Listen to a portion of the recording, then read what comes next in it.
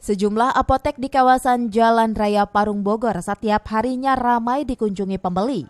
Seperti Apotek Nur Hikmah yang biasanya sepi kunjungan pembeli, namun sejak adanya isu wabah virus corona yang menyerang 2 warga Depok, apotek ini ramai dikunjungi warga yang hendak membeli masker dan sabun pencuci tangan serta vitamin untuk menjaga daya tahan tubuh.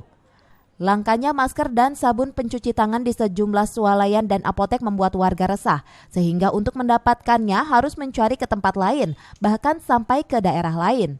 Selain langka, harga masker dan sabun pencuci tangan jikapun tersedia mengalami kenaikan harga yang sangat tinggi.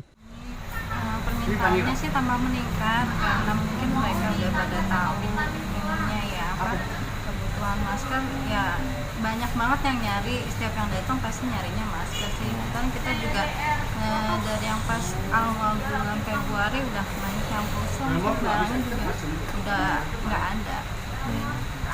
Selain masker apa aja Pak yang banyak dicari? Sanitizer. Di restoran. Oh gitu. Udah berapa tempat yang ini? Depok saya udah nggak ada. Di Jaya, di mana Watson, di Century nggak ada semua. Di online juga harganya gila. 4 hari yang lalu saya beli 15.000, sekarang 80.000. 80.000 di online. Rumah makannya di mana? Ya Pak? Rumah makannya di mana? Restoran Chinese food. Di Tawan. Di mana? Tawan. Tawan daerah mana? Tawan restoran. Daerah? Di Margot City. Daerah Depok. Margot City. Berarti hari ini udah berapa tempat nih yang dikunjungi? Saya kemarin cari ke 4 tempat, sekarang sih baru. Dari Parung, Kabupaten Bogor, Suhanda Abrizi melaporkan.